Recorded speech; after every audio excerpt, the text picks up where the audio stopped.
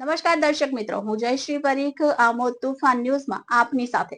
તો જુઓ આજના વિશેષ સમાચાર. ભરૂચ એસટી વિભાગની ગંભીર બેદરકારી સામે આવી છે, જેના કારણે રોજિંદા મુસાફરી કરનાર મુસાફરો, વિદ્યાર્થીઓ અને નોકરી ધંધા અર્થે જતા લોકોને ભારે હાલાકીનો સામનો કરવો પડી રહ્યો છે. સમયસર બસો ન આવવાથી અને ક્ષમતા કરતાં વધુ મુસાફરોને બસમાં ભરવાથી મુસાફરોનો જીવ જોખમમાં મુકાયો છે અને એસટી વિભાગના અધિકારીઓ દ્વારા અપાતા બેજવાબદાર જવાબો પરિસ્થિતિને વધુ ખરાબ બનાવી રહ્યા છે. સવારે ભરૂચથી આમોદ અને જંબુસર તરફ જતા વિદ્યાર્થીઓ અને નોકરિયાત વર્ગના લોકો બસ ડેપો પર સમયસર બસની રાહ જોઈ રહ્યા હતા, પરંતુ સમયસર બસ ન આવતા આશરે 200 જેટલા મુસાફરો ડેપોમાં અટવાઈ પડ્યા હતા. ઘણા મુસાફરોએ આ સમસ્યા અંગે ડેપો મેનેજરનો સંપર્ક કર્યો હતો, પરંતુ તેમણે જવાબદારીમાંથી હાથ ખંખેરતા એટીઆઈને ફોન કરવાનું જણાવ્યું હતું. જ્યારે મુસાફરોએ એટીઆઈ કિરીટભાઈનો સંપર્ક કર્યો ત્યારે તેમણે માત્ર બસ આવશે તો જશે એવો ઉડાવ જવાબ આપ્યો હતો, જેનાથી મુસાફરોમાં રોષ ફેલાયો હતો. સ્થિતિ ત્યારે વધુ ગંભીર બની જ્યારે 32 પેસેન્જરની ક્ષમતા ધરાવતી બસમાં આશરે 90 જેટલા મુસાફરોને ભરવામાં આવ્યા હતા. આ પરિસ્થિતિમાં મુસાફરોને ઘેટા બકરાની જેમ મુસાફરી કરવાની ફરજ પડી હતી. બસમાં ભીડ એટલી હતી કે મુસાફરોને ઉભા રહેવાની પણ જગ્યા ન હતી. પુરુષોથી ખીચોખીચ ભરેલી આ બસમાં ફરજ બજાવી રહેલ મહિલા કંડક્ટરની સુરક્ષા અંગે પણ ગંભીર સવાલો ઉભા થાય છે. આ માત્ર ડેપોની વાત નથી, પણ ભરૂચ, પાંચબત્તી અને બાયપાસ પરથી મુસાફરી કરતા લોકોની હાલત પણ દયનીય છે. સમયસર બસ ન મળતા અને બસમાં જગ્યા ન હોવાને કારણે વિદ્યાર્થીઓ, રોજગાર અર્થે જતા લોકો અને અન્ય મુસાફરોને દરવાજા પર લટકીને જીવના જોખમે મુસાફરી કરવા મજબૂર થવું પડે છે. આ દ્રશ્યો એસટી વિભાગના તંત્રની બેદરકારી અને મુસાફરોની સુરક્ષા પ્રત્યેની ઉદાસીનતા સ્પષ્ટપણે દર્શાવે છે.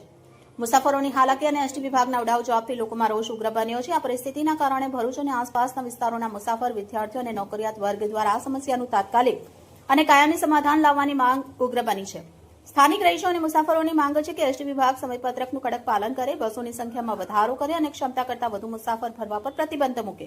આ ઉપરાંત જવાબદાર અધિકારીઓ સામે કડક કાર્યવાહી કરવામાં આવે, જેથી ભવિષ્યમાં આવી બેદરકારીનું પુનરાવર્તન ન થાય. જો તંત્ર આ માંગણીઓ પર ધ્યાન નહીં આપે તો આગામી સમયમાં ઉગ્ર આંદોલન અને વિરોધ પ્રદર્શન થવાની શક્યતા નકારી શકાય તેમ નથી, કારણ કે મુસાફરો હવે પોતાના જીવના જોખમે મુસાફરી કરવા તૈયાર નથી. બોલો સાહેબ, તમારો 5:45 નો ટાઈમ છે આમોદ જંબુસર બસનો, ને હજુ 6:20 થી હજુ આવી નથી બસ. શું કારણ છે એનું?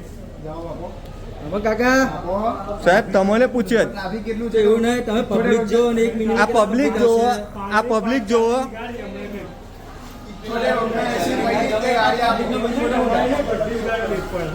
બસો પેસેન્જર છે. બીજું એવું છે કે આ બધા હોદ્દેદારો છે એમને આપણે પૂછીએ છીએ, બરાબર જવાબ આપતા નથી. બરાબર રિસ્પોન્સ મેનેજર સાહેબને કોલ કર્યો તે બી બરાબર જવાબ નથી આપતા.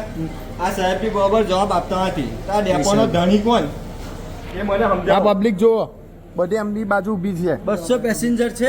કે તમે બસ ક્યારે આવશે, તમે રેગ્યુલર તમે એવું કહો કે બસ આવશે ત્યારે આવશે ક્યારે આવશે એટલે આ ટ્રાફિકમાં એટલે ગાડી ક્યારની હોય એટલે આટલી બધી ટ્રાફિક થોડી હોય ને રોડે રોડ થોડી ટ્રાફિક હોય.